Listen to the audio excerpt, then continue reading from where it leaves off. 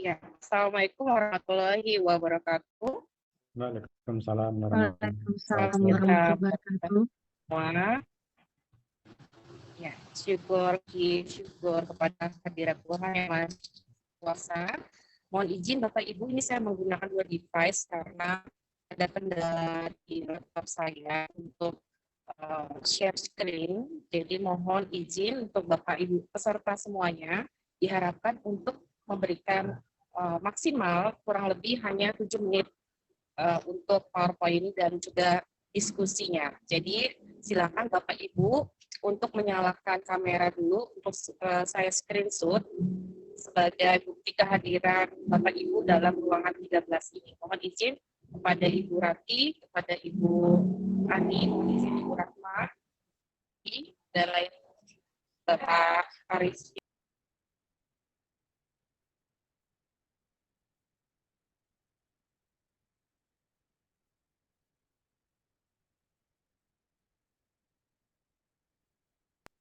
Baik, dalam hitungan ketiga Bapak Ibu mohon dipersiapkan kameranya. Oke, 3, 2, 1.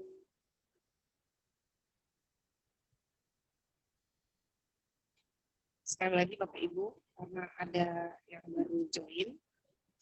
1, 2, 3. Iya, baik. Terima kasih banyak. Untuk urutan pertama, Ci akan dipresentasikan oleh Ibu. Waktu dan kesempatan dipersilakan. Ya, baik. Terima kasih Bu Cornelia atas waktu dan kesempatannya.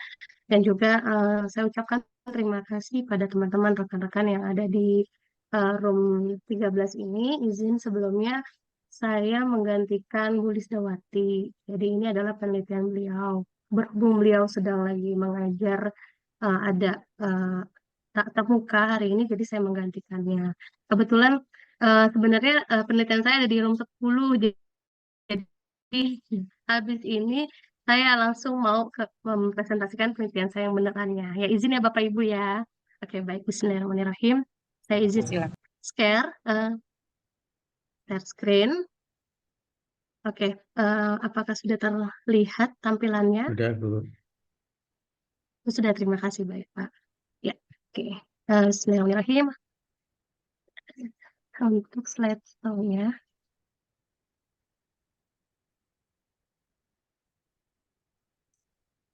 Oke, baik.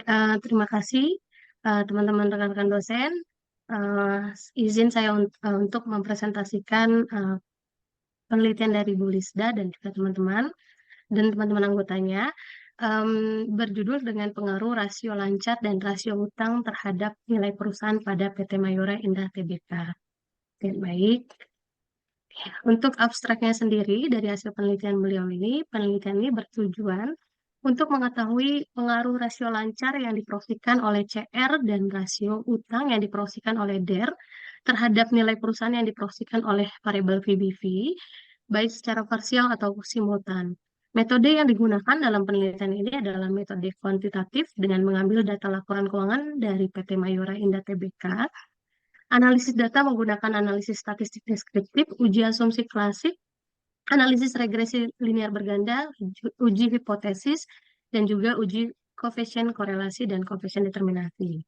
Hasil penelitian ini menyatakan variabel DER berpengaruh secara signifikan terhadap variabel VBV, begitupun secara simultan variabel CR dan DER berpengaruh signifikan terhadap variabel VBV pada PT Mayora Indah Tbk. Ini adalah ringkasan penelitian beliau. Next ya, untuk pendahuluan sendiri dari PT Mayora Indah Tbk merupakan salah satu perusahaan yang bergerak di industri makanan dan minuman. Perusahaan mencatatkan pendapatan sebesar 24,47 triliun sepanjang tahun lalu, sehingga turun 2,2% dari posisi Desember 2019 sebesar 25,03 triliun. Mayora di bisnis konsumer dengan berbagai macam-macam barang, mulai dari minuman ringan, biskuit, hingga bubur dan sereal. Penjualan tahun lalu berkurang sebesar 549,7 M. miliar jika dibandingkan dengan tahun 2019. Dengan masalah PBV yang terus menurun diakibatkan pendapatan yang menurun dilihat dari tabel berikut ini. Nah, di dalam tabel yang dipresentasikan terlihat grafik yang memang ada penurunan pada tahun 2017 sampai 2021, di mana di sini penurunan yang sangat tajam itu di tahun 2016 sampai ke tahun 2017 pertengahan, sampai diikuti ke tahun yang berikutnya. Nah, untuk variabel indikator sendiri, di mana current ratio itu adalah aktiva lancar dibagi hutang lancar dikali 100%. Sebagaimana perusahaan Mayora ini bisa membayar kewajiban atau hutang lancarnya dengan aktiva lancar yang ia punya.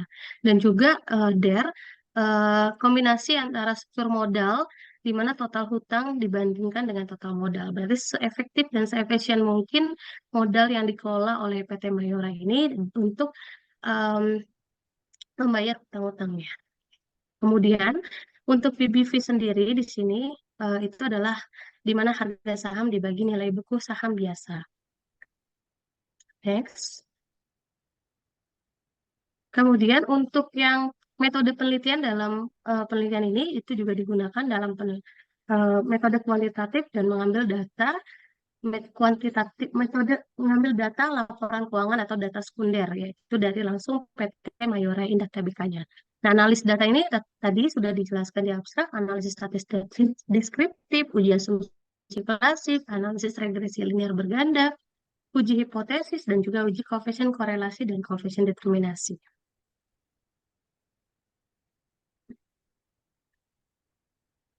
Oke, untuk hasilnya, hasil penelitian yang didapatkan dari penelitian ini, di mana bisa terlihat di tabel berikut ini adalah hasil uji parsial uji T, di mana derajat signifikansinya itu 5% atau 0,05. Kita bisa bandingkan di mana di sini adalah signifikansinya hasil setelah oleh data dari laporan keuangan yang menggunakan software SPSS versi 26. Di sini untuk current ratio didapat nilai signifikansinya adalah 0,592. Jika dibandingkan dengan derajat kesalahannya adalah 0,05, maka di sini terlihat lebih besar ya hasilnya dibandingkan dengan derajat kesalahannya. Sehingga ini asumsi dari hipotesisnya adalah current ratio tidak berpengaruh dan tidak signifikan. Berarti HA-nya ditolak. Untuk yang berikutnya, debt to equity ratio, di mana di sini hasil signifikansi bila dibandingkan dengan derajat kesalahannya sebesar 0,05, ini lebih kecil daripada 0,05. Sehingga HA-nya diterima, yaitu adalah antara variabel debt to equity ratio atau DER itu terdapat pengaruh yang signifikan terhadap PBV atau price to book value. Maka untuk menjawab hipotesisnya berarti CR tidak berpengaruh pada PBV, kemudian DER itu adalah pengaruh terhadap PBV dilihat dari signifikansinya. Untuk hasil uji F sendiri, di mana di sini menggunakan uji ANOVA, ini untuk menjawab rumusan masalah di mana secara simultan pengaruh variabel CR dan DER terhadap PBV itu ternyata dibuktikan dari derajat signifikansinya adalah lebih besar dari 0,05. Sehingga secara bersama-sama CR dan DER tidak berpengaruh dan tidak signifikan terhadap PBV untuk menjawab hipotesis penelitian ini. Maka kesimpulan yang didapat dari hasil penelitian ini adalah DER berpengaruh secara signifikan terhadap variabel PBV dan variabel CR tidak pengaruh terhadap PBV, begitupun secara simultan variabel CR dan DER tidak berpengaruh signifikan terhadap variabel PBV pada PT Mayora Indah. Oke, saya ucapkan terima kasih teman-teman atas perhatiannya, rekan-rekan dosen yang lainnya.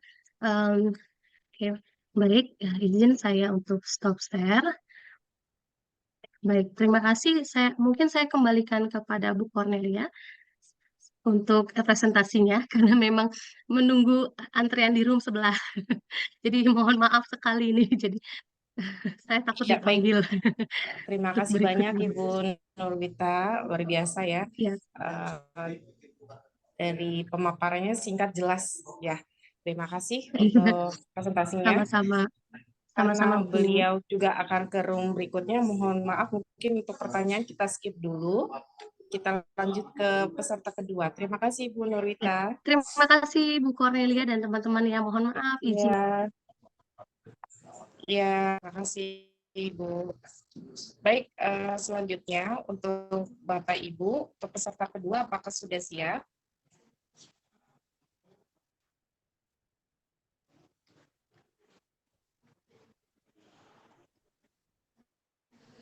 Bu Boleh Cornelia, bisa ya?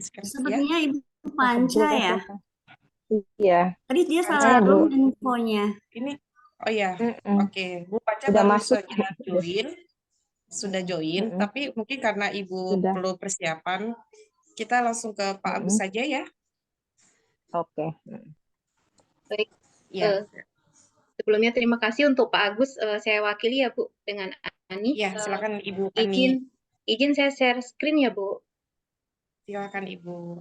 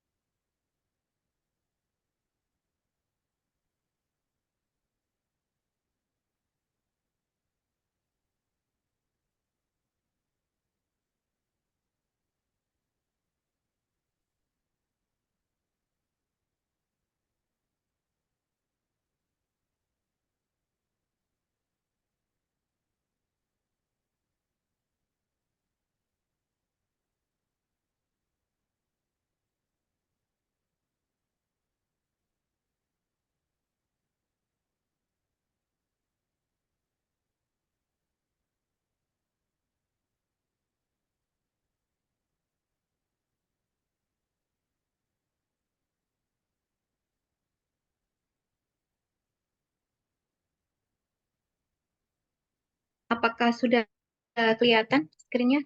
Sudah Sudah, Bu. terlihat Ibu. Dipersilakan Ibu Ani. Baik, terima kasih. Assalamualaikum warahmatullahi wabarakatuh. Waalaikumsalam. Terima kasih atas kesempatan yang telah diberikan. Pagi ini saya mewakili Pak Agus. Sebenarnya kelompok kami ketuanya adalah Ibu Lia Ira Sahara, kemudian anggotanya ada Pak Agus dan saya sendiri Ani. Kali ini kita akan mengangkat tema pengaruh reputasi KAP, ukuran perusahaan, dan pertumbuhan perusahaan terhadap opini audit going concern. Jadi agenda kali ini adalah pertama latar belakang dan rumusan masalah, kemudian tinjauan pustaka, ketiga metode penelitian, keempat hasil dan pembahasan, dan akhirnya adalah simpulan dan saran. Untuk latar belakang dan rumusan masalah kali ini adalah kita mengangkat opini audit going concern karena di sini kalau kita melihat perusahaan itu selalu yang jika diaudit maka harus juga dilihat apakah perusahaan tersebut memiliki masa depan atau kelangsungan di masa yang akan datang. Namun kadang-kadang investor itu hanya melihat kalau perusahaan itu dilihat dari laporan keuangannya, oh apakah perusahaan itu laba atau tidak gitu, berapa dividen yang dihasilkan dan sebagainya. Intinya hanya melihat dari keuntungan perusahaan. Padahal seharusnya yang dilihat tidak hanya hal tersebut. Melihat adanya perbedaan persepsi tersebut, maka kami mengangkat materi ini dengan rumusan masalah. Pertama, apakah reputasi perusahaan dan pertumbuhan perusahaan berpengaruh secara simultan terhadap opini audit going concern. Yang kedua, apakah reputasi KAP berpengaruh terhadap opini audit going concern. Kemudian yang ketiga, apakah ukuran perusahaan berpengaruh terhadap opini audit going concern. Dan yang keempat adalah apakah pertumbuhan perusahaan berpengaruh terhadap opini audit going concern. Kemudian kita menggunakan grand teori adalah agensi teori, kemudian applied teorinya adalah opini audit going concern, kemudian reputasi KAP, ukuran perusahaan, dan pertumbuhan perusahaan. Kemudian kita menggunakan metode penelitiannya adalah jenis penelitian kami adalah merupakan penelitian asosiatif kausal dengan menggunakan metode kuantitatif. Kemudian sumber datanya adalah data sekunder, yaitu berdasarkan laporan perusahaan di Jakarta Islamic Index 70 untuk periode tahun 2018 hingga tahun 2022. Kemudian populasi kami adalah seluruh perusahaan di Jakarta Islamic Index 70. Kemudian sampel yang kita dapatkan, karena kami menggunakan purposive sampling, maka terdapat 31 perusahaan yang memenuhi kriteria dari sampel. Kemudian penelitian ini kita lakukan 5 tahun, sehingga hasilnya adalah data yang kita dapatkan 155. Kemudian untuk variabelnya sendiri ada 4, yaitu untuk Y-nya adalah opini audit going concern, kemudian X1-nya adalah reputasi KAP, dan X2-nya adalah ukuran perusahaan, dan yang terakhir adalah X3 pertumbuhan perusahaan. Nah, kemudian untuk hipotesisnya sendiri ada 4. Pertama, kita menduga bahwa reputasi KAP, ukuran perusahaan, dan pertumbuhan perusahaan berpengaruh terhadap opini audit going concern secara simultan. Nah, kemudian H2-nya adalah diduga reputasi KAP berpengaruh terhadap opini audit going concern. H3-nya adalah diduga ukuran perusahaan berpengaruh terhadap opini audit going concern, dan terakhir H4-nya adalah diduga pertumbuhan perusahaan berpengaruh terhadap audit going concern. Nah, kemudian ini kita menuju ke hasil dan pembahasan. Jadi dari hasil yang kami dapatkan untuk gambaran umum objek penelitian, itu kita gambarkan dalam analisis statistik deskriptif. Jadi dari analisis tersebut kita mendapatkan 155 observation atau observasi, dan kita gunakan eViews 10 untuk melakukan olah data ini. Jadi analisis dilakukan terhadap 155 data Jakarta Islamic Index 70 atau JII 70. Nah, kemudian dari uji secara keseluruhan model, maka atau uji overall model fit, model ini diterima karena hasilnya adalah nilai dari probabilitasnya 0,031498 atau lebih kecil dari 0,05, sehingga dapat dikatakan model secara keseluruhan adalah fit. Jadi baik model untuk secara simultan maupun secara parsial itu semuanya dianggap cukup bagus. Kemudian dari hasil analisis regresi logistik, jadi kami mendapatkan persamaan Y sama dengan minus 13,98 dikurangi 1,6 untuk KAP, dan ditambah 0,42 untuk ukuran perusahaan, dan kemudian ditambahkan 0,08 untuk pertumbuhan perusahaan, dan ditambahkan dengan errornya. Nah, ini kami tidak menggunakan regresi biasa, tetapi menggunakan regresi logistik karena untuk beberapa variabel kami menggunakan variabel dummy. Jadi seperti untuk opini audit going concern dan reputasi KAP kita menggunakan dummy 1 dan 0. Jadi kalau reputasi KAP-nya masuk ke dalam Big Four, maka dia akan 1 nilainya. Kalau misalnya non Big Four, nilainya adalah 0. Sehingga kita tidak bisa menggunakan regresi yang biasa. Kemudian untuk hasilnya adalah ada uji F dan uji T. Nah, ini uji F atau uji simultannya itu menggambarkan bahwa secara simultan semua variabelnya berpengaruh. Jadi baik reputasi KAP, kemudian nilai perusahaan, pertumbuhan perusahaan, semuanya berpengaruh terhadap opini audit going concern.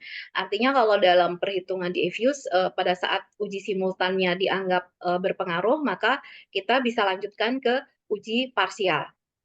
Nah, kemudian dari uji parsialnya kita lihat bahwa untuk reputasi KAP berpengaruh terhadap opini audit going concern, sedangkan untuk ukuran perusahaan tidak berpengaruh terhadap opini audit going concern, dan yang terakhir pertumbuhan perusahaan tidak berpengaruh terhadap opini audit going concern.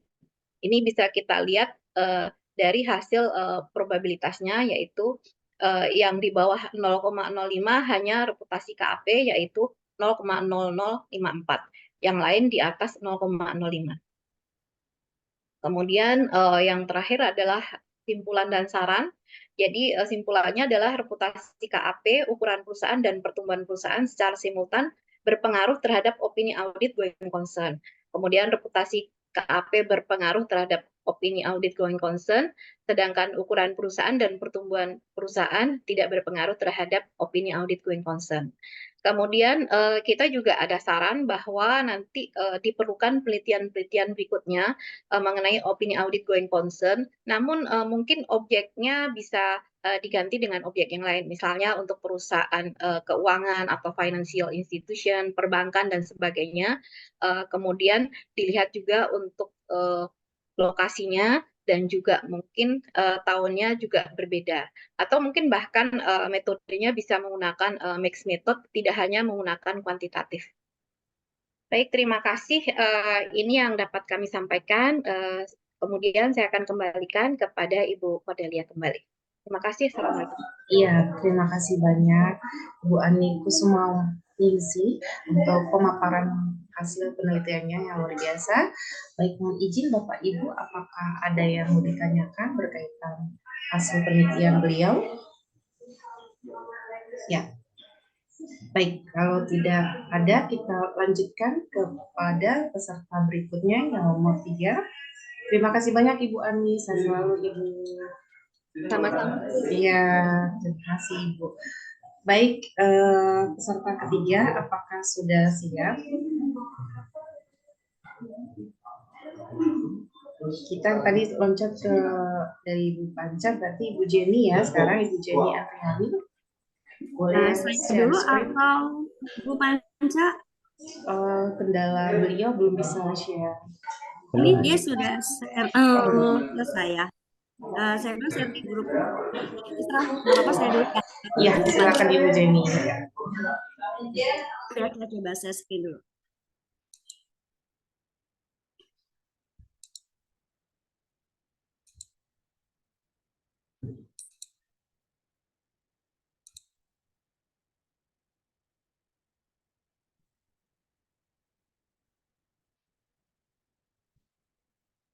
Apakah sudah terlihat? Ya. Sudah Ibu, silakan. Baik, saya mulai ya.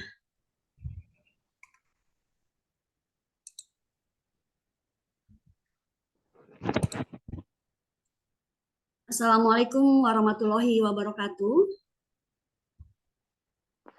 Selamat Waalaikumsalam. Waalaikumsalam. pagi, menjelang siang Bapak Ibu semuanya. Terima kasih kepada Ibu Cornelia yang sudah memandu untuk di room 13 ini. Baik, saya akan menyampaikan untuk hasil penelitian, di mana penelitian ini saya bersama dengan ketuanya, Bapak Dr. Yayan Sudaryana MM, yang hari ini kebetulan berhalangan. Jadi saya akan mempresentasikan untuk hasil penelitian dengan judul Pengaruh Rekrutmen, Seleksi, Gaji, dan Iklim Organisasi terhadap Kinerja Karyawan PT Paros Indonesia. Berdasarkan latar belakang bahwa kita ketahui PT Paros ini bergerak di bidang farmasi, ya, di mana sudah lama untuk menjadi perusahaan di Indonesia, terbukti dengan menerima sertifikasi GMP, menegaskan bahwa PT Paros ini memang sudah diakui untuk keberadaannya sebagai perusahaan farmasi. Dan berdasarkan hasil observasi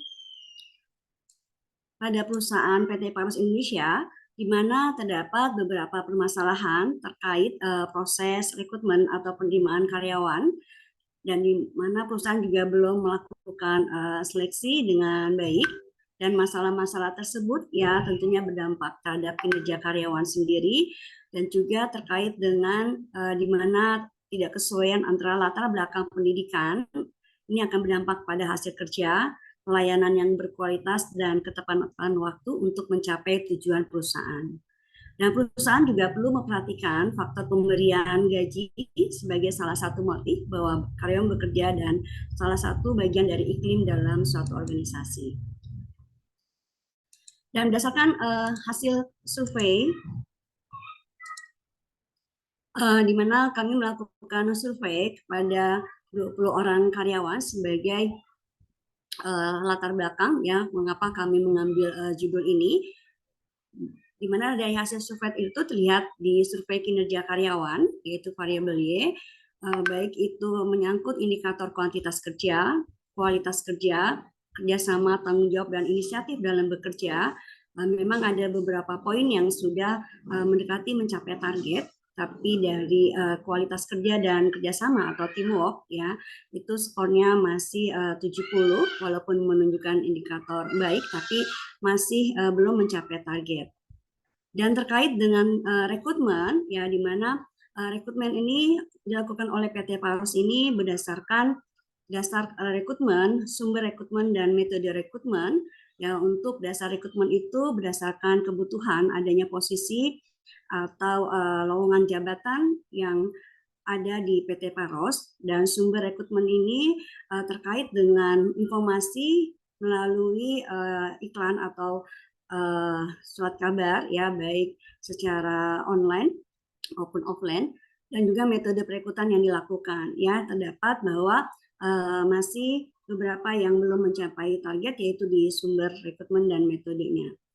Dan mengenai variabel berikutnya yaitu seleksi terkait dengan pendidikan, pengalaman, kesehatan, tes tertulis dan wawancara, terlihat bahwa di indikator pengalaman di sini masih terbilang ya bahwa beberapa karyawan yang diterima itu ya masih ada yang basicnya belum pengalaman, dan juga dilakukannya secara tes tertulis ya, di mana tes tertulis itu untuk menguji kemampuan dari para peserta.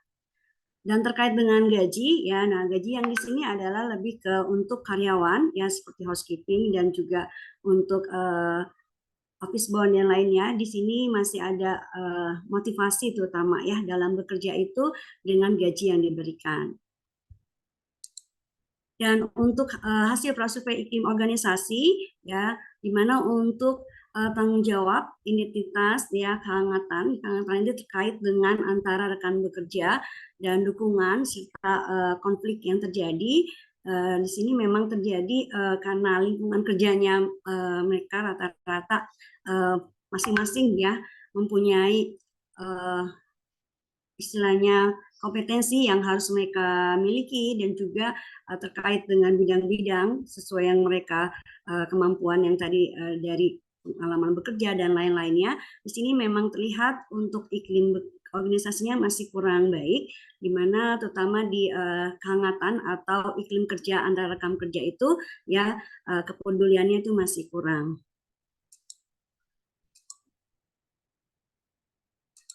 Oke, saya lanjutkan dengan rumusan masalah. Terdapat 5 rumusan masalah. Yang pertama, apakah terdapat pengaruh rekrutmen terhadap kinerja karyawan pada PT Parus Indonesia? Lalu apakah terdapat pengaruh seleksi terhadap kinerja karyawan pada PT Parus Indonesia? Dan apakah terdapat pengaruh gaji terhadap kinerja karyawan pada PT Parus Indonesia, serta apakah terdapat pengaruh iklim organisasi terhadap kinerja karyawan? Dan yang terakhir, apakah terdapat pengaruh rekrutmen, seleksi, dan iklim organisasi secara simultan terhadap kinerja karyawan pada PT Parus Indonesia? Berdasarkan kerangka berpikir dari landasan teori-teori yang kami ambil, yaitu sumber dari buku manajemen SDM, yaitu dari Hasibuan, Rifai, ya, dan beberapa sumber. Ini menyangkut dari terkait dengan permasalahan yang terdapat di PT Parus Indonesia. Kami melakukan dengan pendekatan-pendekatan teori yang sesuai dengan permasalahan yang ada. Untuk metode yang kami lakukan menggunakan deskriptif kuantitatif, ya, populasinya adalah sejumlah 139 karyawan, di mana PT Paros ini berada di Jalan Limo, Kebayoran Lama. Dengan sampel, kita menggunakan sampel jenuh, di mana semua populasi itu kita jadikan sampel sebanyak 139 responden dengan menggunakan uji analisis data, uji validitas, uji reliabilitas, uji asumsi klasik, analisis regresi, koefisien korelasi, koefisien determinasi, dan uji hipotesis. Dan berdasarkan hasil penelitian dengan metode kuantitatif yaitu SPSS 25, terdapat hasil bahwa secara parsial pengaruh rekrutmen terhadap kinerja karyawan, ya, itu berpengaruh positif dan signifikan, terbukti dengan adanya besarnya pengaruh 16,3% dan sisanya 83,7% dipengaruhi oleh faktor lain yang tidak kami teliti. Lalu pengaruh seleksi X2 terhadap kinerja karyawan sebesar 22,0%, dan pengaruh gaji terhadap kinerja karyawan sebesar 21,2%. Berikutnya, pengaruh X4, iklim organisasi terhadap kinerja karyawan sebesar 16,6%, dan secara simultan pengaruh rekrutmen, seleksi, gaji, dan iklim organisasi terhadap kinerja karyawan. Sini diperoleh hasilnya secara bersama-sama, ya, sebesar 31,1%. Untuk kesimpulan tadi sesuai dengan hasil penelitian, ya, berarti dari X1 yaitu rekrutmen, X2 seleksi, dan X3 gaji, serta X4 iklim organisasi, terdapat pengaruh positif signifikan terhadap kinerja karyawan PT Paros Indonesia, begitupun dengan hasil penelitian secara simultan, ya, di mana X1, X2, E3, dan 4 ini berpengaruh positif, ya, signifikan terhadap kinerja karyawan PT Paros Indonesia.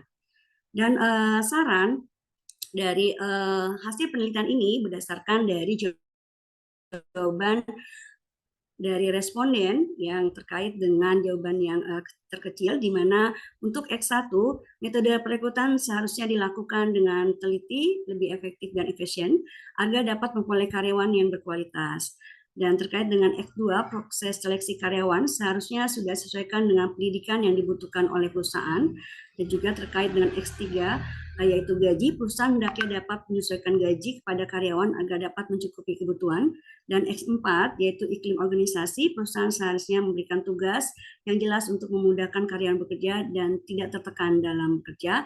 Dan terkait dengan variabel Y, di mana seharusnya karyawan itu mempunyai inisiatif untuk dapat menyelesaikan pekerjaannya. Demikian hasil dari penelitian yang bisa kami paparkan. Terima kasih. Assalamualaikum warahmatullahi wabarakatuh. Waalaikumsalam warahmatullahi wabarakatuh. Baik, terima kasih banyak kepada Bapak Ibu Jenny. Untuk Bapak Ibu sekalian, apakah ada pertanyaan berkaitan yang sudah disampaikan oleh Ibu Jenny? Silakan.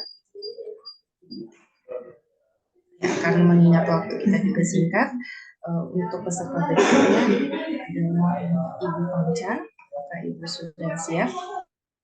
Mau dibantu ya, Bu?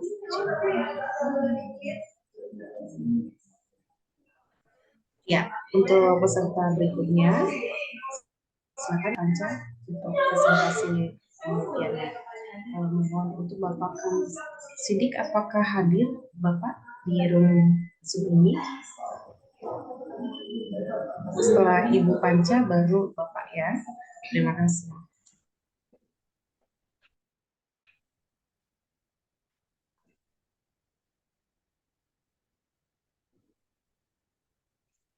Assalamualaikum warahmatullahi wabarakatuh. Terima kasih kepada Allah yang Maha Kuasa yang telah memberi nikmatnya kita bisa bertemu dalam rangka diseminasi penelitian. Dan terima kasih juga kepada Ibu Cornelia sebagai ketua, dan saya mohon minta tolong ke Bu Jenny untuk men-share materinya karena saya ya, karena ada masalah dengan laptopnya.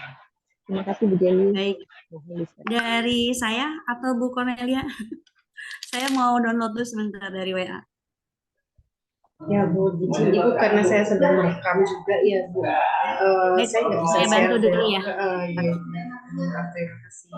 Takutnya ini sinyalnya, jadi sempat saya ngedownload, sempat bermasalah keluar tiba-tiba gitu. Jadi saya lebih baik. Maaf Bu Ketua ya.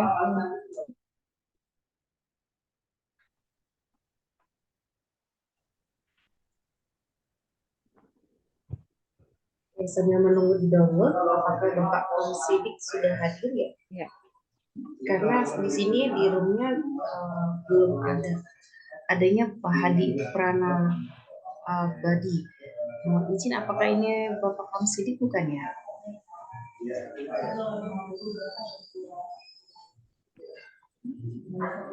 Baik, setelah Ibu Panca Galuh mempresentasikan, nanti selanjutnya Bapak Sidik ya. Terima kasih.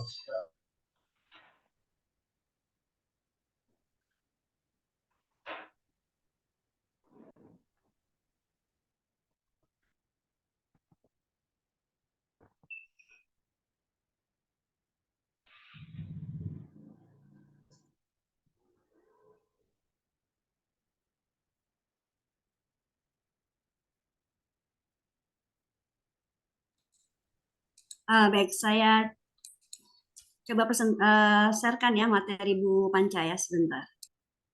Ya.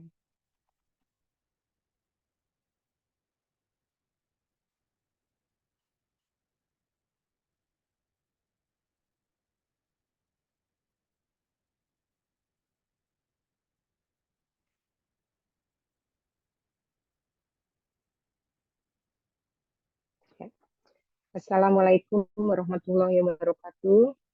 Terima kasih kepada Ibu Jenny yang sudah bisa membantu saya. Untuk kali ini saya akan membacakan penelitian yang berjudul Perlindungan Hukum bagi Peminat pada Fintech Online.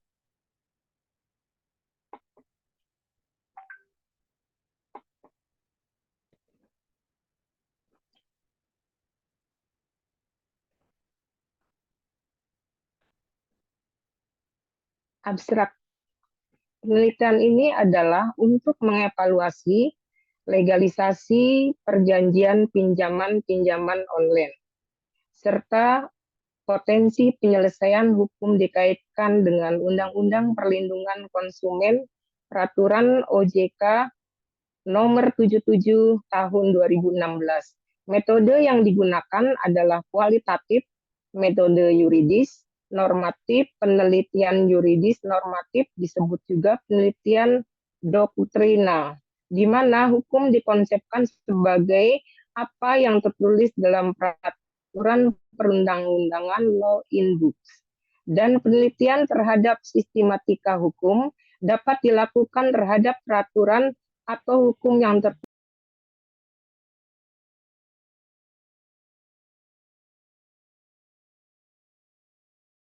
basis fintech terhadap peraturan yang mengatur terhadap penyelenggaraan kegiatan ini.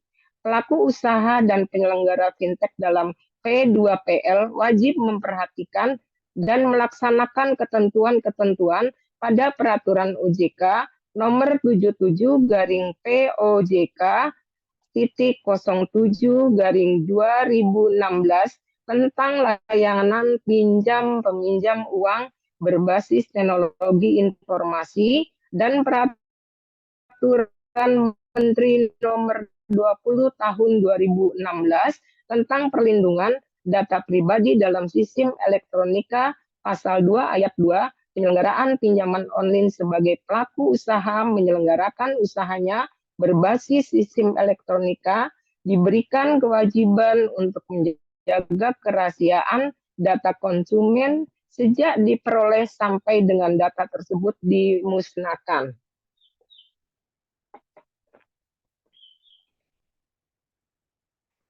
Pendahuluan, finansial teknologi atau fintech sudah menjadi hal yang lumrah di masyarakat, baik yang ditawarkan oleh lembaga keuangan yang diawasi oleh OJK, seperti jasa di bank, asuransi, atau lembaga keuangan terdaftar lainnya, atau ditawarkan oleh perusahaan startup, perusahaan yang belum terdaftar dan diawasi oleh OJK.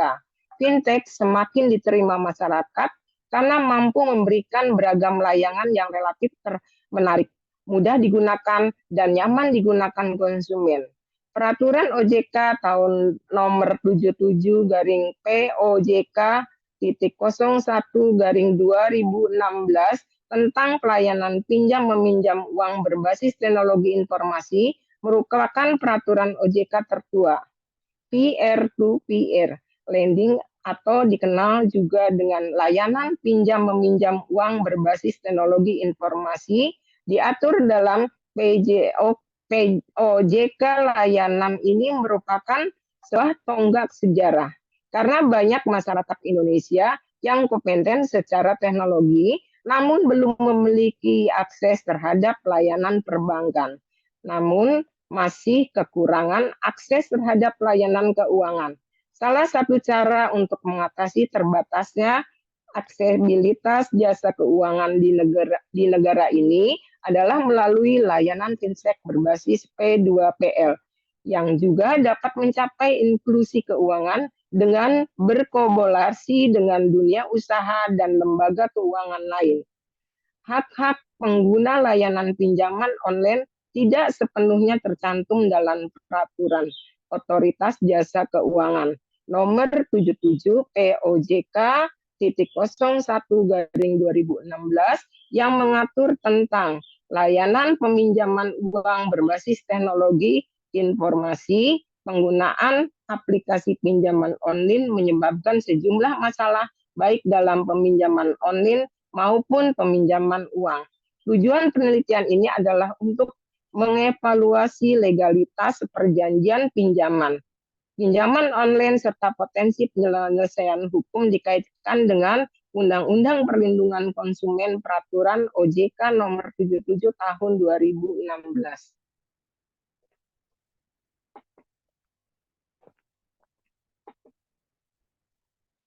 Metodologi yang digunakan satu adalah pendekatan yuridis secara hukum, kemudian sifat penelitian kualitatif, kemudian 3 data sekunder, dan 4 analisis data menggunakan jurnal-jurnal terdahulu.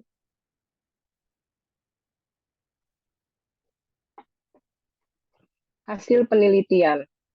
Perlindungan hukum terhadap pengguna aplikasi pada layanan pinjaman uang berbasis fintech, terdapat peraturan yang mengatur terhadap penyelenggaraan kegiatan ini.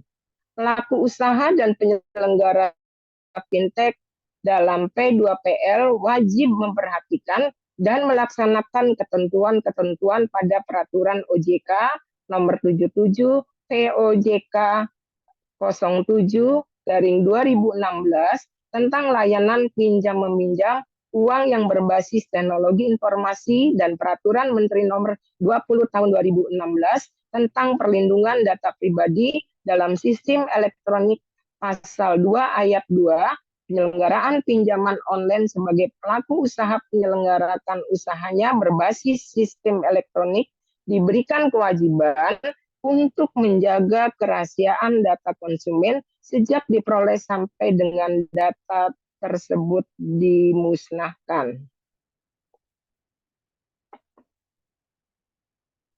Hasil penelitian. Kesimpulan.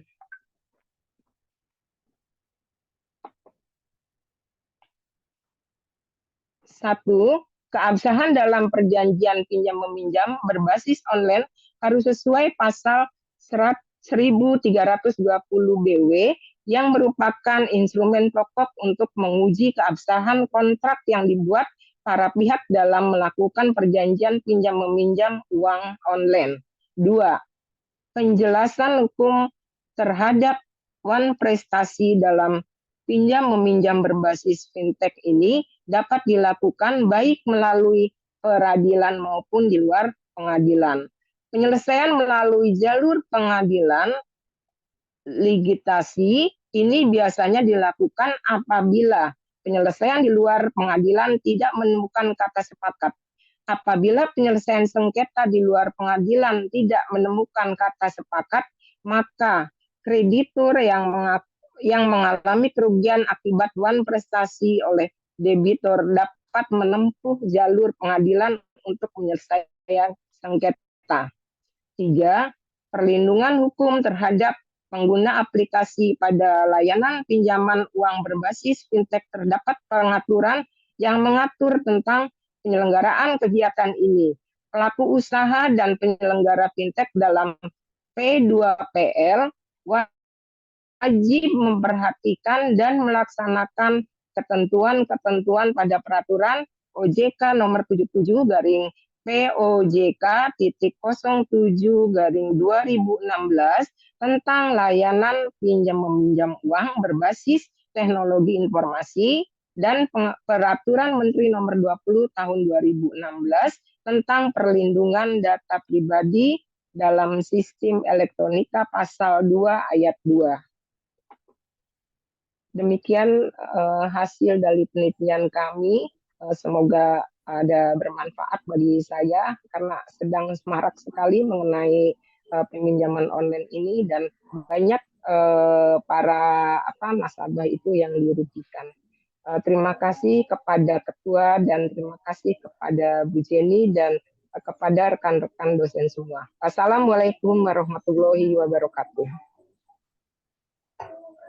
Waalaikumsalam warahmatullahi wabarakatuh. Baik, terima kasih banyak Ibu Banca Galuh untuk hasil presentasinya yang luar biasa. Mungkin ada pertanyaan dari Bapak Ibu semuanya.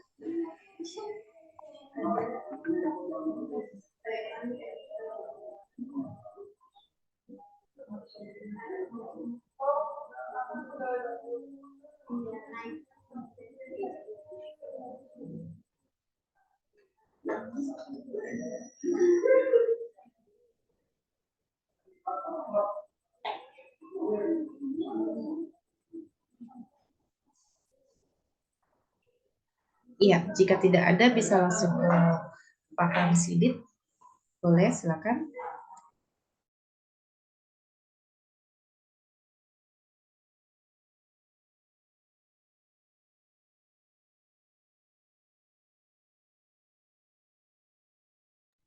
Ya, sepertinya beliau belum hadir ya. Kalaupun belum hadir, kita lanjut langsung pada Bapak Hendra Winarsa. Ya, silakan.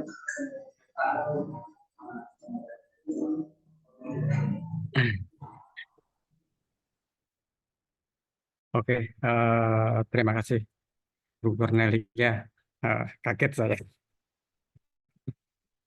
Ya, selamat siang pada Bu Cornelia, Bu Jenny dan teman-teman semua.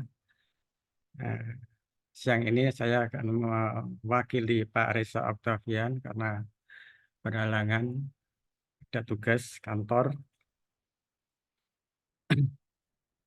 Ya, langsung saja saya presentasi.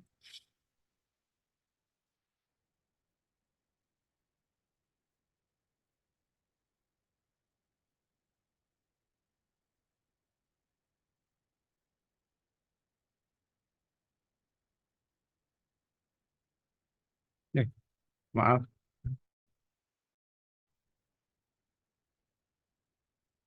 Keliru.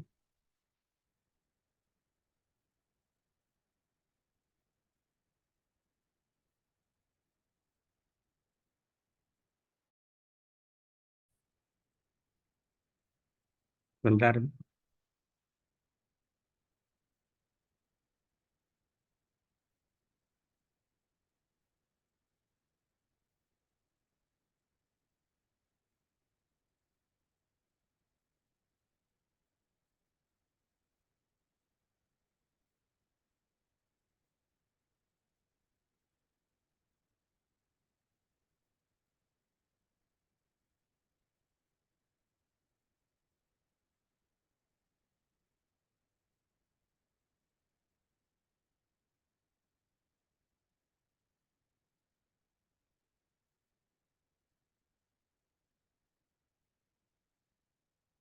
Ya, halo, apakah ini sudah terlihat?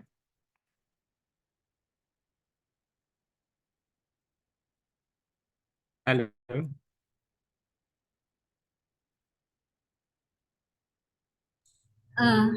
Diklik Pak, sepertinya yang PPT-nya. ini sudah saya klik, Bu.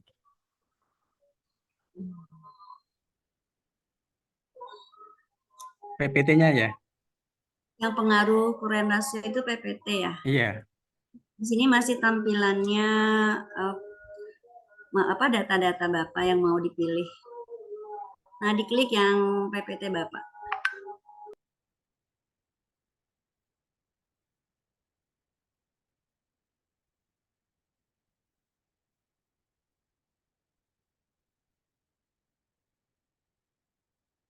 Ya, ini sudah? Ya, sudah Pak. Oke.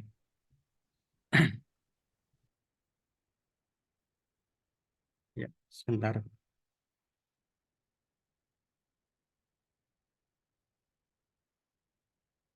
Ya, selamat siang. Assalamualaikum warahmatullahi wabarakatuh.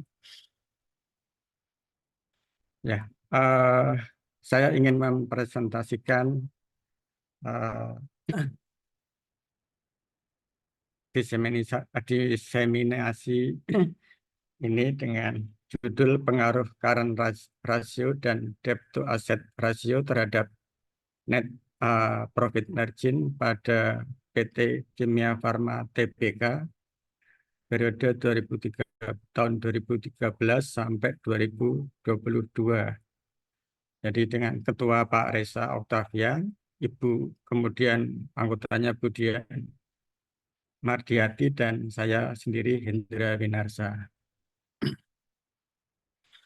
Ya,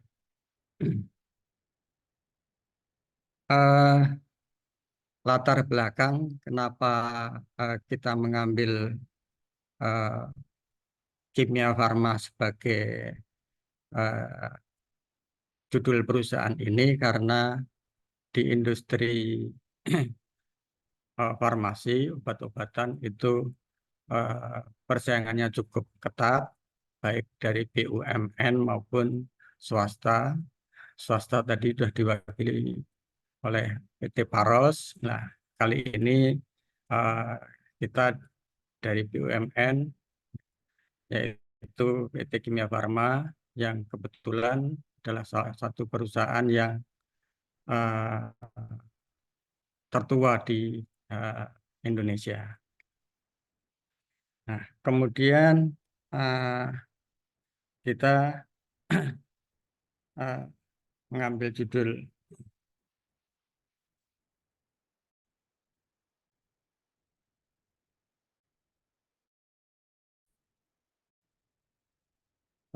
pengaruh current ratio dan debt to asset ratio terhadap net profit margin. Ya, ya. Jadi kenapa current ratio? Karena current ratio saya anggap mewakili dari likuiditas, kemudian solvabilitas diwakili oleh DAR atau debt to asset ratio, sedangkan profitabilitas ini diwakili oleh NPM atau net profit margin. Itulah alasan atau latar belakang kenapa kita memilih judul tersebut. Nah, dari data-data mengenai current ratio, DAR, dan NPM bisa kita lihat di grafik ini, tapi mohon maaf agak kurang jelas ya. Poinnya adalah untuk current ratio itu relatif stabil antara 15 sampai 17%. Kemudian hal yang sama juga untuk DAR, debt to debt to asset ratio itu juga antara 6 sampai 7%, sedangkan NPM-nya itu net to present profit margin itu tidak stabil antara 4 sampai 18%. Nah, dari data-data ini kita ingin melangkah ke berikutnya, yaitu yang tujuan penelitian, yaitu pertama untuk mengetahui pengaruh secara parsial current ratio atau CR terhadap net profit margin atau NPM pada PT Kimia Farma Tbk periode 2013-2022. Kemudian yang kedua untuk mengetahui pengaruh secara parsial debt to asset ratio atau DAR terhadap net profit margin atau NPM PT Kimia Farma Tbk periode 2013-2022. Yang ketiga untuk mengetahui pengaruh secara simultan current ratio atau CR dan debt to asset ratio atau DAR terhadap net profit margin atau NPM pada PT Kimia Farma Tbk periode 2013-2022. Di sini sepintas mengenai kerangka berpikirnya. Jadi current ratio itu X1, debt to asset ratio X2. Kita ingin atas kemudian net profit marginnya adalah Y. Kita ingin melihat hubungan antara X1 dengan Y, X2 dengan Y, dan secara simultan X1 dan X2 dengan Y-nya. Metode penelitian secara kita memakai kuantitatif dan populasinya adalah laporan keuangan PT Kimia Farma periode 2013-2022.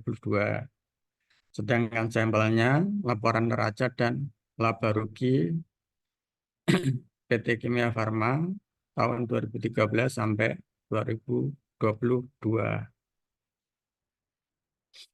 Ya, sedikit mengenai tinjauan pustaka. Jadi current ratio adalah perbandingan antara aset lancar dengan utang lancar dikalikan 100%.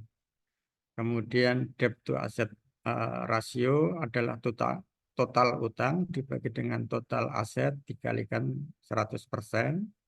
Sedangkan net profit margin adalah laba setelah pajak dibagi dengan penjualan bersih dikalikan 100%.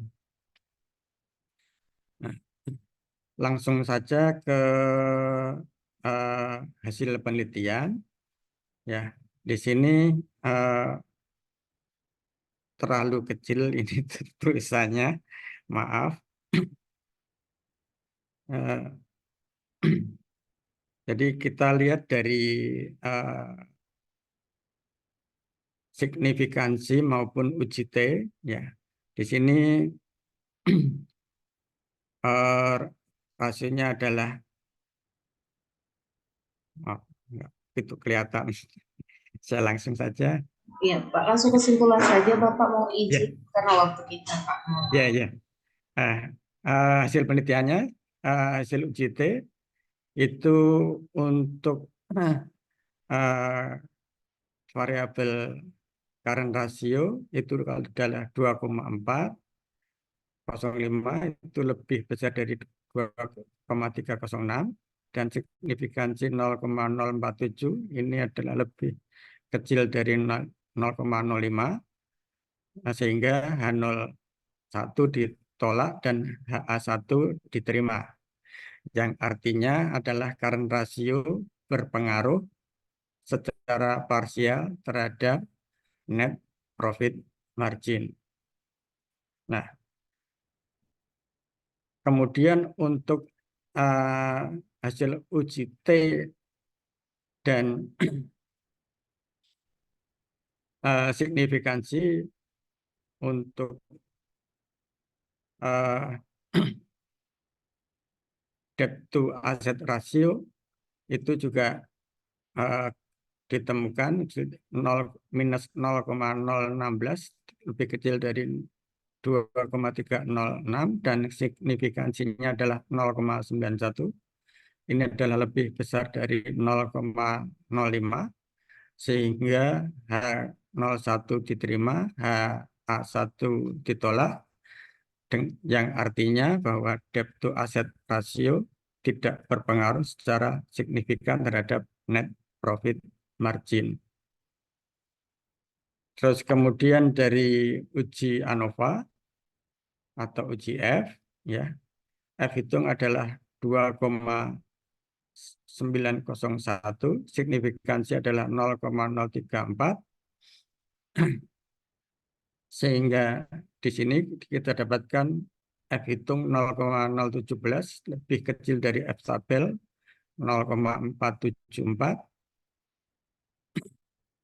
ya, dan signifikansinya adalah 0,984, lebih besar daripada 0,05, sehingga H0 diterima dan H1 ditolak.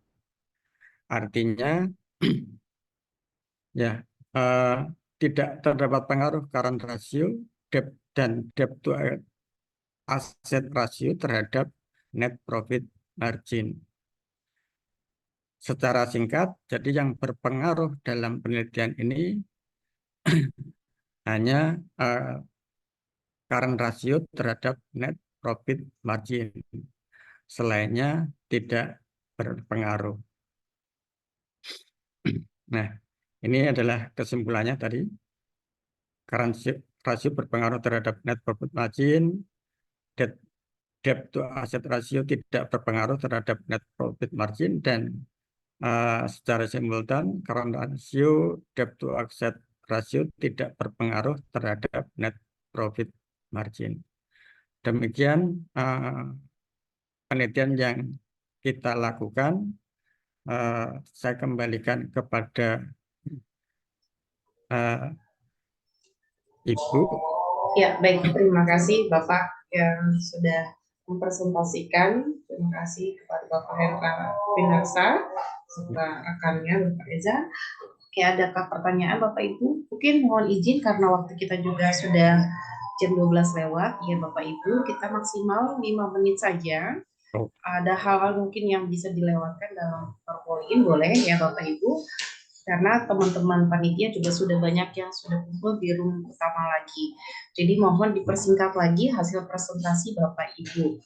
Oke. Baik, terima kasih. Untuk selanjutnya, mohon di stop screen ya Pak.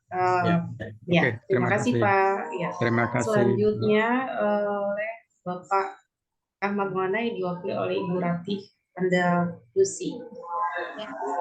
Baik, selamat siang Ibu Cornelia. Ya, selamat siang. Izin saya share screen ya. Ya, silakan Ibu. Apakah suara saya bisa terdengar dengan baik, Ibu? Sudah jelas Ibu. Silakan. Sudah jelas ya. Baik, izin saya memulai paparan hasil penelitian yang telah saya lakukan bersama dengan tim saya ya, Bu ya. Baik, Assalamualaikum warahmatullahi wabarakatuh. Selamat siang Bapak dan Ibu yang ada di forum ini. Perkenalkan, nama saya dengan Ibu Ratih Andalusi. Dalam kesempatan kali ini saya akan memaparkan hasil penelitian yang telah saya lakukan dengan judul pengaruh kualitas pelayanan akademik dan promosi terhadap minat siswa baru di SDI Nurul Hidayah.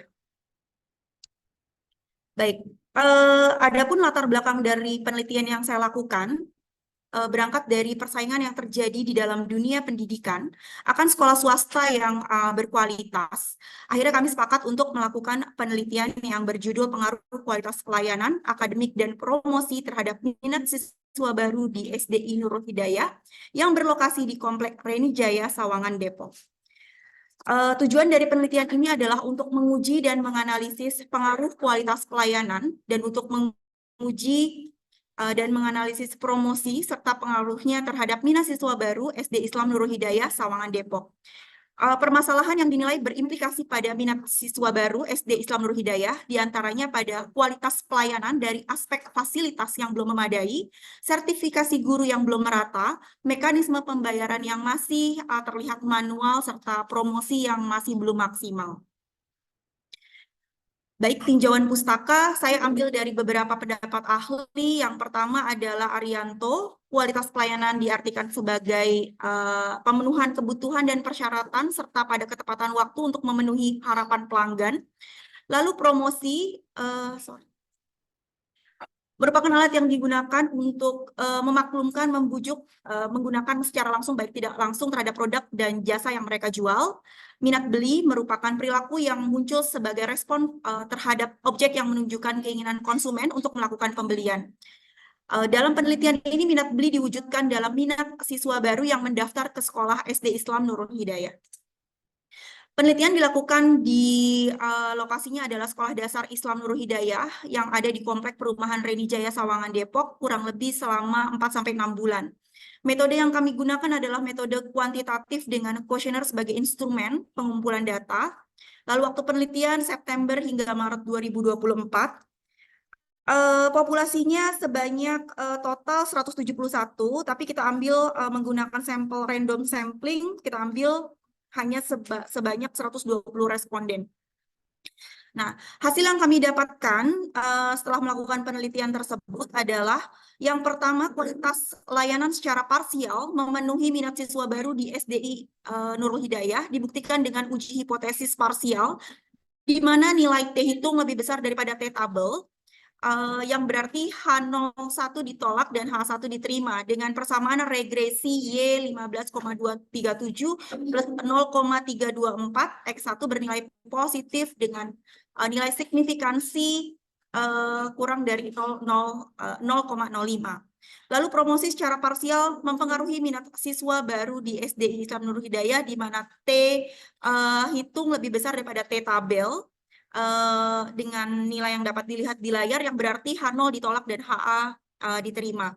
Dengan persamaan regresi 15,237 plus 0,304 X2 bernilai positif dengan nilai signifikansi 0 lebih kurang dari 0,005.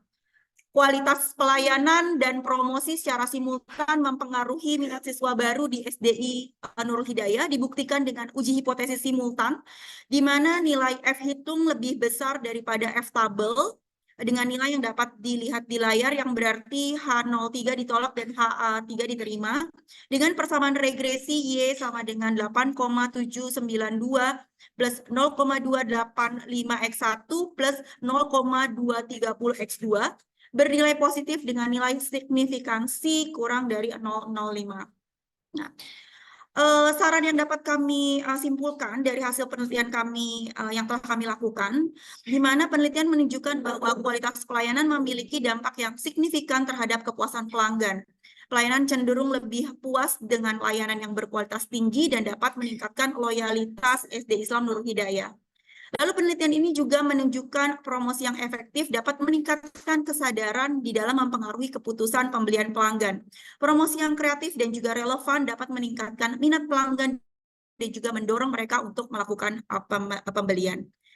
Itu saja mungkin yang dapat saya sampaikan. Apabila ada pertanyaan lebih lanjut, kami persilahkan. Terima kasih Bu Cornelia atas sessionnya. Sama-sama Ibu Rati Andalusi beserta rekan Bapak Ahmad Maulana. Baik, terima kasih Bapak Ibu. Pas sekali, singkat padat, 5 menit tepat waktu ya Ibu. Terima kasih, luar biasa. Ya, untuk berikutnya kita lanjut saja Bapak Ibu ya, karena masih ada 3 peserta lagi yang belum mempresentasikan. Terima kasih Bu Rati. Selanjutnya kita akan mendengarkan hasil presentasi dari Bapak Arif Hidayat. Untuk Bapak, apakah sudah bergabung Bapak? Mohon izin. Bapak Arif? Pak Arif Hidayat? Kalau belum bisa, terbantu. Ya, kalaupun belum ada jawaban, kita lanjut saja kepada Ibu Rahmawiyanti. Ibu Rahma, apakah sudah siap Ibu? Maaf. Sudah siap Ibu? Ya, silakan Ibu. Oke.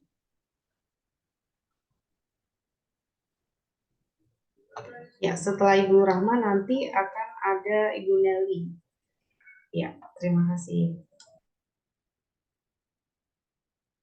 Bentar ya Ibu ya, ini udah selesai kok nggak bisa dibuka. Baik, mohon izin ini Bapak Hadi Prana Abadi dari perwakilan mana ya Pak? Mohon izin. Saya satu Albini Eli Budiar. Gimana? Saya satu kelompok dengan Eli Budiar.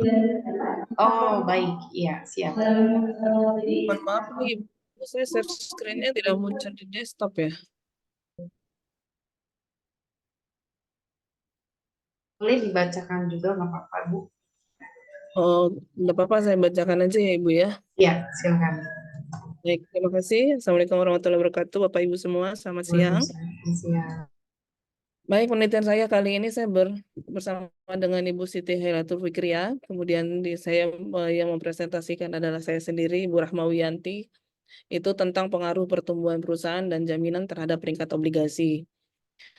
Dasarnya kita melakukan penelitian ini adalah karena kita mengetahui begitu pesatnya perusahaan yang sudah go public, yang kemudian difasilitasi oleh pasar modal untuk memperoleh pendanaan, di mana pasar modal menyediakan berbagai instrumen untuk memperoleh pendanaan itu. Di antaranya itu adalah obligasi dan saham itu. Kalau saham sendiri itu ada sebagai tanda kepemilikan dan obligasi itu sebagai surat hutang, di mana obligasi itu sebagai di mana tuh investor itu sebagai pemberi dananya dan si penerbit itu sebagai peminjam dari dananya itu. Kemudian obligasi itu sebelum dipublish ke pasar itu biasanya dilakukan adanya peringkat ya Kasnik untuk memberi peringkat terhadap masing-masing obligasi.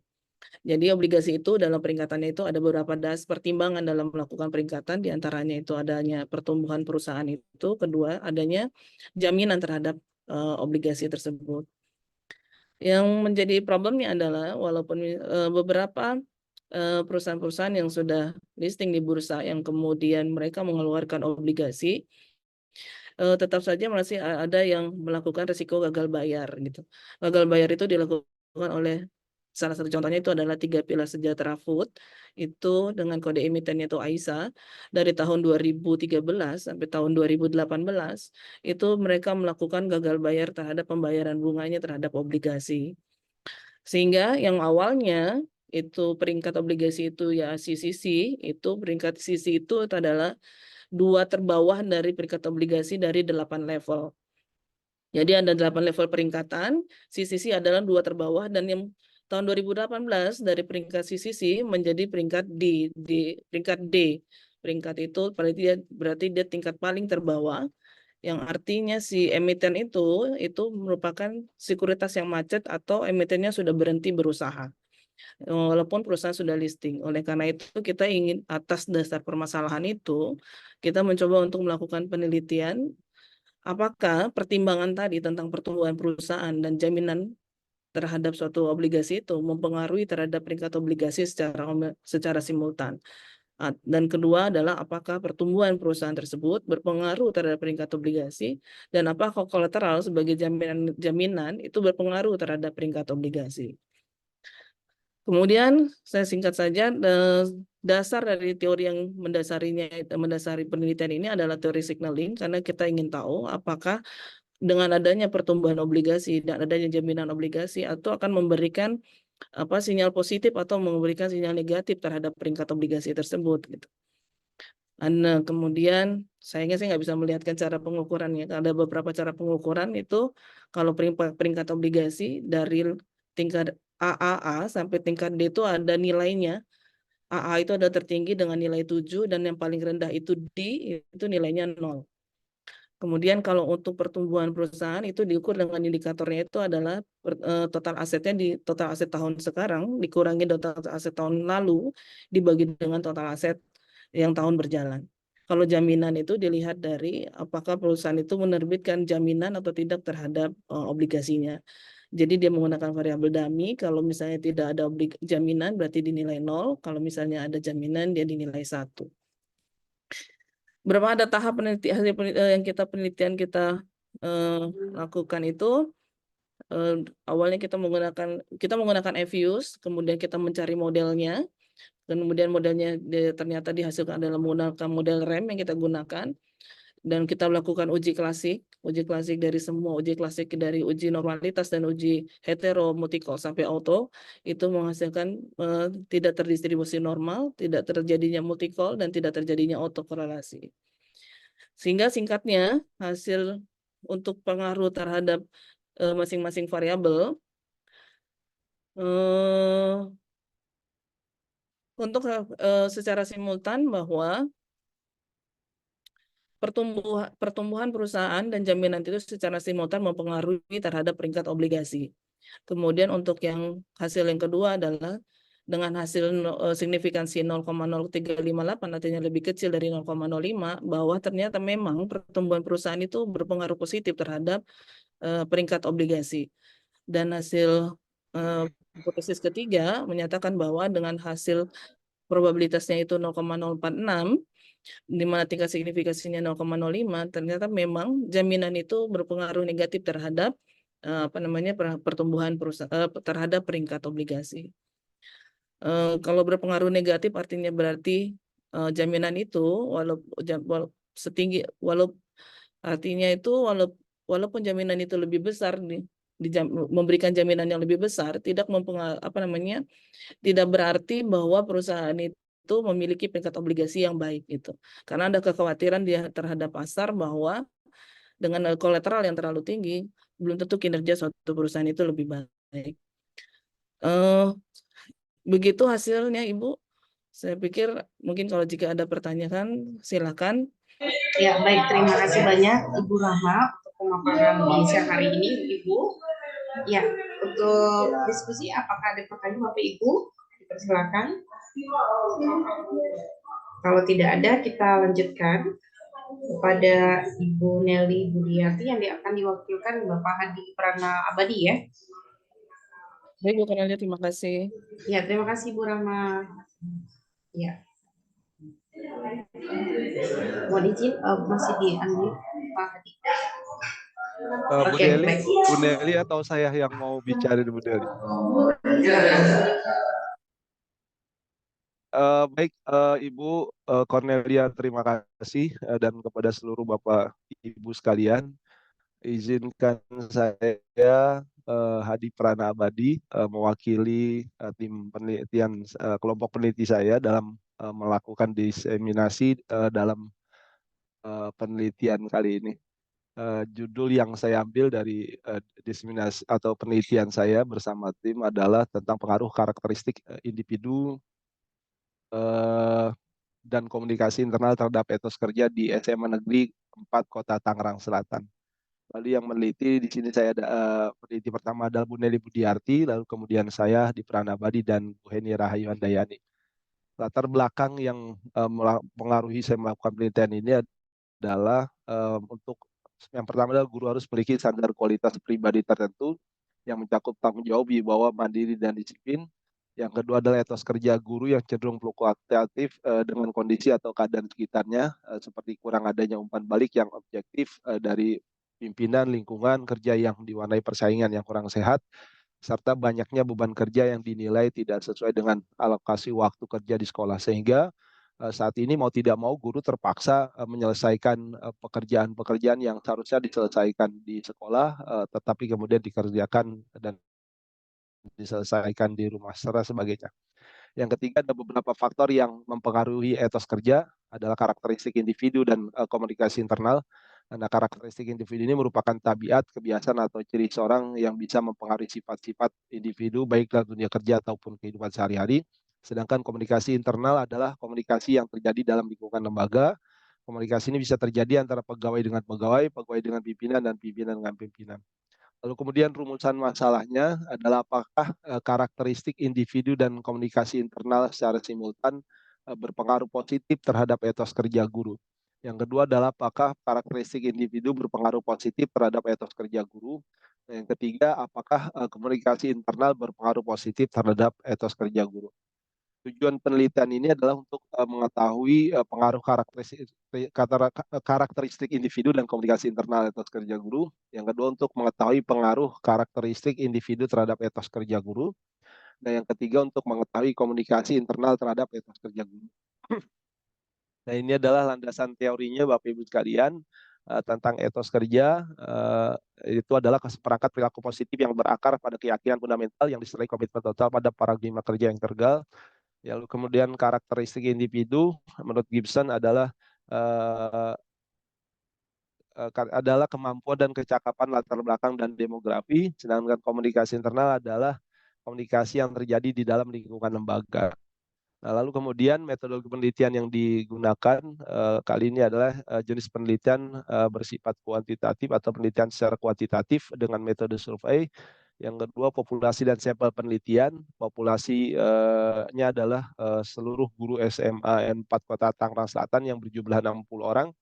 Nah, metode penelitian sampelnya pada penelitian ini menggunakan sampel jenuh karena populasi kurang dari 100 orang, maka populasi langsung dijadikan sebagai sampel penelitian. Teknik analisis datanya adalah dengan korelasi dan regresi linear berganda. Lalu kemudian hasil penelitiannya Bapak Ibu sekalian dapat diketahui bahwa kemudian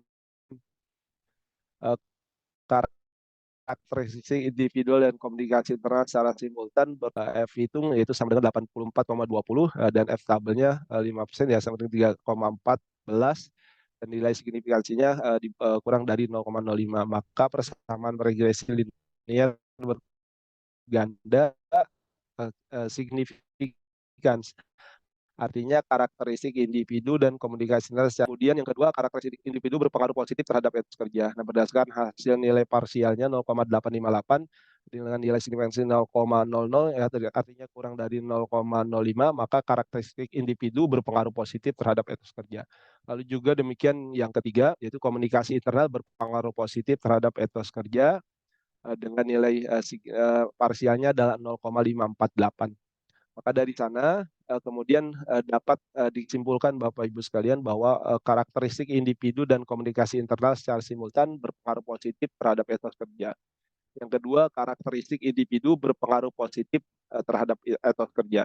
Yang ketiga, komunikasi yang internal berpengaruh positif terhadap etos kerja. Maka ini menjadi penelitian yang kami lakukan ini menjadi saran bahwa yang pertama jaga lingkungan kerja tetap kondusif dengan menjalin interaksi dan komunikasi yang harmonis dan selaras antara guru dengan guru, guru dengan kepala sekolah, dan juga barangkali guru dengan lingkungan masyarakat terutama orang tua. Yang kedua membangun efikasi diri ya di berbagai kondisi dengan berlandaskan pada etika kerja sehingga tugas dan tanggung jawab dapat diselesaikan dengan baik. Yang ketiga menerapkan etika kerja baik dengan guru, kepala sekolah, staf sekolah, siswa dan wali siswa dengan berlandaskan pada etika profesi guru. Demikian Ibu sekalian presentasi penelitian yang kami lakukan pada pertemuan ini. Terima kasih. Iya, baik. Apabila ada Terima kasih Bapak Hadi untuk presentasinya beserta Ibu Nelly. Mohon izin Bapak Ibu jika ada pertanyaan dipersilakan.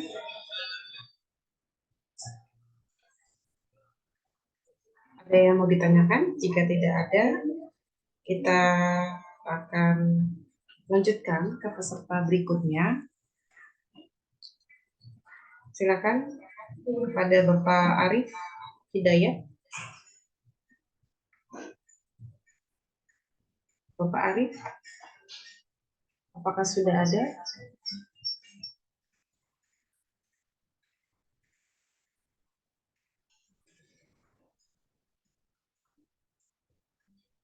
Oke, mohon izin mungkin Bapak Ibu tadi ada yang belum saya screenshot foto dari ruangan ini, mohon untuk dinyalakan kembali Bapak Ibu.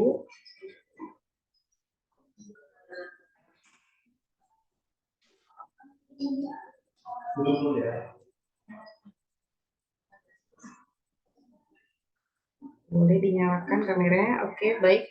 Untuk slide-nya Pertama ya, karena 2 slide saya izin. 1, 2, 3. Pak Hadi mohon izin Pak Hadi. Pak Hadi. Iya. 1, 2, 3.